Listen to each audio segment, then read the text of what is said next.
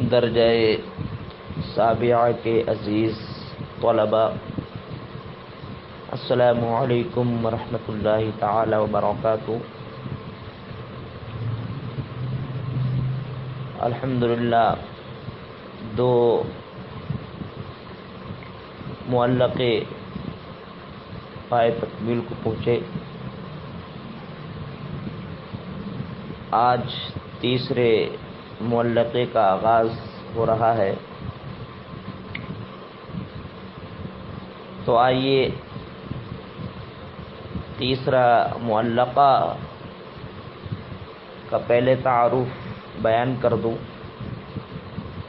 کہ تیسرا معلقہ جو ہے یہ کس کا معلقہ ہے اور اس شاعر کی حیثیت کیا ہے۔ تیسرے معلقے کا جو شاعر ہے اس کی شخصیت کیا ہے، اس کا مقام کیا ہے، تو آج اختصاراً تیسرے معلقے کا جو شاعر ہے اس کا نام اور تعارف مختصر لفظوں میں کروں گا، اور آئندہ کل انشاءاللہ العزیز اس معلقے کا آغاز جو ہے ہو جائے گا۔ آج صرف شاعر کا تعارف کیا جائے گا کہ تیسرے معلقے کا جو شاعر ہے اس کی شاعری کو جو پڑھنے کے لیے جا رہے ہیں تو اس شاعر کا علمی مقام، علمی حیثیت کیسی ہے، یہ کون سے منصب اور کون سے مقام کا حامل ہے، اس کی علمی لیاقت کیا ہے، آج اس کو سمجھنا ہے۔ تو تیسرا معلقہ جو ہے یہ تیسرا معلقہ زہیر بن ابی سلمہ کا ہے۔ زہیر بن ابی سلمہ کے والد گرامی کا نام ربیعہ ہے، اور زہیر کی جو کنیت ہے وہ ابو سلمہ ہے، اور زہیر بن ابی سلمہ نے تربیت کہاں پائی اور خوشہ نشینی اس نے کس سے کی وہ میں آپ کو بتلاؤں تو اس زہیر بن ابی سلمہ نے شاعری میں جو خوشہ نشینی کی ہے، خوشہ چینی کی ہے، وہ اپنے ماموں سے کی ہے۔ شامہ بن غدیر جس کا نام تھا، یہ علیل تھا، یعنی صاحب فراش تھا، بستر پر پڑا رہتا تھا، طبیعت اس کی ناسازگار رہتی تھی۔ شامہ بن غدیر چونکہ یہ مالدار کروڑ پتی شخص تھا تو اپنی مالداری، دولت و ثروت کی وجہ سے کافی اس کی تشہیر تھی، شہرت یافتہ شخص تھا۔ اس کی کوئی اولاد نہ تھی، دولت تو اس کے پاس بہت تھی لیکن اس کی اولاد نہ تھی۔ تو زہیر بن ابی سلمہ نے، سلمہ یہ سین کے ضمے کے ساتھ ہے، تو زہیر بن ابی سلمہ نے اپنے ماموں شامہ بن غدیر کی ماتحتی میں رہ کر کے خوشہ چینی کی، چونکہ اس کا ماموں بھی بہت بڑا اپنے وقت کا شاعر تھا، تو ماموں نے اس کی تربیت کی، ماموں کے ہی زیر تربیت رہ کر کے اس نے شاعری کے فن کو سیکھا، اپنے ماموں سے ہی خوشہ چینی کی۔ اور زہیر بن ابی سلمہ کو شاعر الشعراء کہا جاتا ہے۔ جیسے کہ حضرت عمر بن خطاب رضی اللہ تعالی عنہ نے حضرت ابن عباس رضی اللہ تعالی عنہ سے فرمایا کہ شاعر الشعراء کا کلام سناؤ. تو حضرت ابن عباس رضی اللہ تعالی عنہ نے فرمایا کہ شاعر الشعراء کون ہے؟ تو حضرت عمر بن خطاب رضی اللہ تعالی عنہ نے ایک دو اشعار پڑھے. تو حضرت ابن عباس رضی اللہ تعالی عنہ نے کہا یہ تو زہیر بن ابی سلمہ کے اشعار ہیں.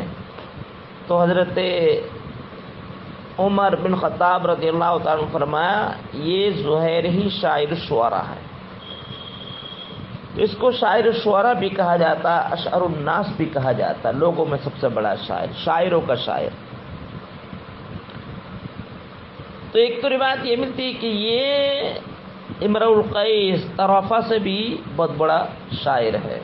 ان دونوں پر بھی اس کو فوقیت و تفوق حاصل ہوا اس وجہ سے کہ طرفہ ہے اور امرؤ القیس ہے، ان کی شاعری میں ان کی شاعری لغویات، بہرا روی، بیہودگی، عیاشی، فحاشی چیزوں سے، لغویات، فضولیات، بہرا روی چیزوں سے ان کی شاعری پر نظر آتی ہے. لیکن زہیر بن ابی سلمہ کی جو شاعری ہے وہ امرؤ القیس جیسی شاعری نہیں ہے، بلکہ اس کی شاعری میں حکیمانہ اقوال، حکمت و تدبر، تفکر و تدبر سے پر اس کی شاعری نظر آتی. حکیمانہ اقوال اس کی شاعری میں ہیں، حکمت و دنائی والی باتیں، نصیحت امیز باتیں، یعنی ایسی شاعری کہ جس سے تفکر و تدبر حاصل ہو، حکمت و تدبر حاصل ہو، جس سے حکیمانہ اقوال حاصل ہوں، جس سے نصیحتیں حاصل ہو، واعظ و نصیحت حاصل ہو، جس شاعری کو اپنی زندگی گزارنے کے لیے جس شاعری کو نمونہ بنایا جائے، اس شاعری کا نام جو ہے زہیر بن ابی سلمہ کی شاعری ہے. یعنی جس سے کچھ حاصل کیا جائے، حکمتیں اور حکیمانہ قول، حکمت و تدبر اور نصیحت، وعظ و نصیحت، زندگی گزارنے کے نمونے جس سے حاصل کیا جائے، وہ شاعری زہیر بن ابی سلمہ کی ہے. تو زہیر بن ابی سلمہ کی شاعری جو ہے ایک انفرادی شاعری ہے. فضولیات، لغویات، بیہودگی جیسی باتوں سے اس کی شاعری جو پاک ہے.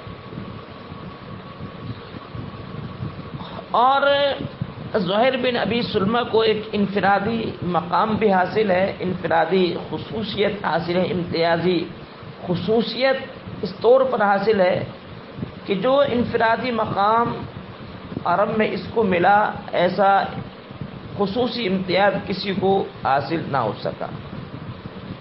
یوں تو اس کو فن شاعری میں مکمل دسترس حاصل تھی، مہارت تامہ حاصل تھی اور ایک خصوصی مقام بھی حاصل.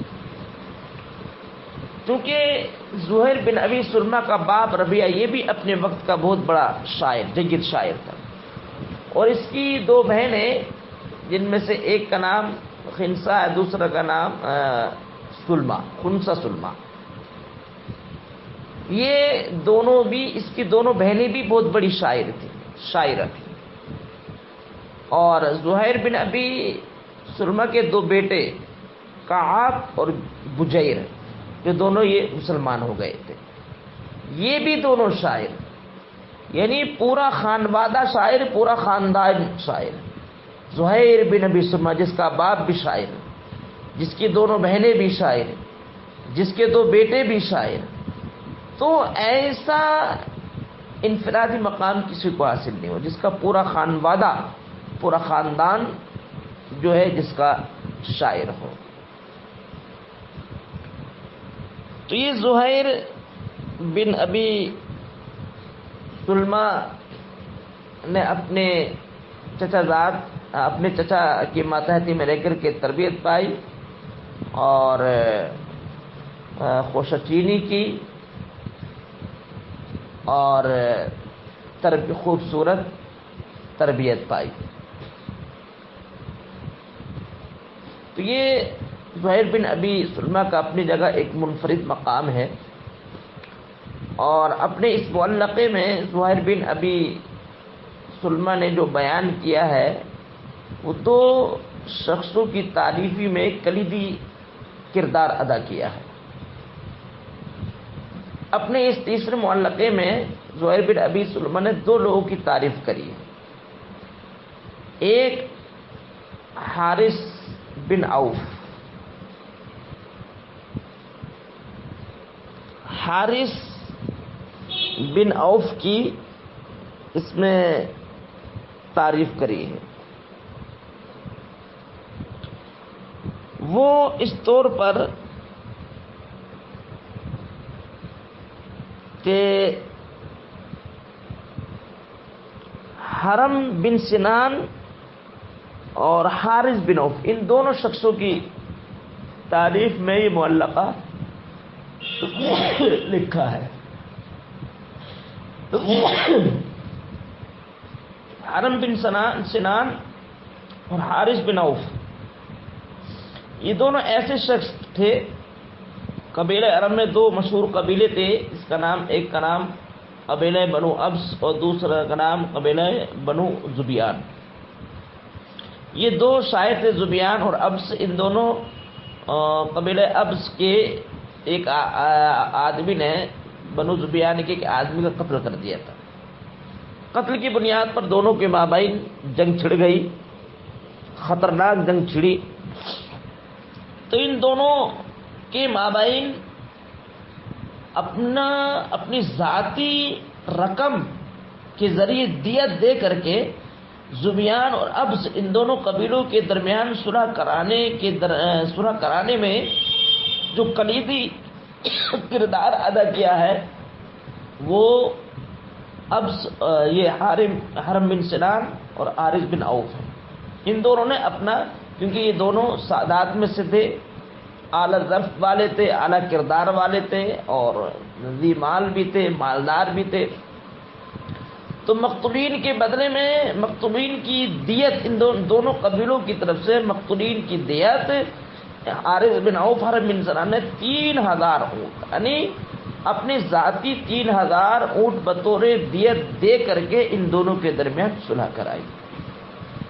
ایک خوبصورت کردار ادا کیا حرم بن سنان اور حارث بن عوف نے ابس اور زبیان ان دونوں کے درمیان صلح کرا کر جو ایک کلیدی کردار ادا کیا. اسی کلیدی کردار کی اپنے اس تیسرے معلقے میں زہیر بن ابی سلمہ نے اسی کلیدی کردار کو بیان کیا ہے، اسی کلیدی کردار کی تعریف کری ہے.